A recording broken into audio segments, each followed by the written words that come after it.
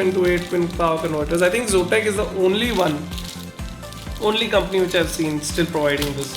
Like I've seen Asus, I've seen MSI, I've seen everyone, but they don't provide legacy connectors like this in their boxes.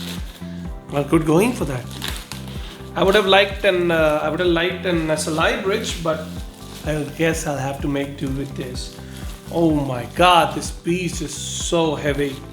Damn, this is so heavy. Oh my god, this is a triple slot cooler right there. Good design. You can see that black fans with this nice gold logo. And moving on to the back. On the back we have three DisplayPort connections, and this is a VR Link connection that is to get power and display through one port, and that's the HDMI 2.0 specification slot. Not a 2.1, mind you. Bad Nvidia, but okay. And there we have an 8-pin power connector right here, and look at this nice backplate right there.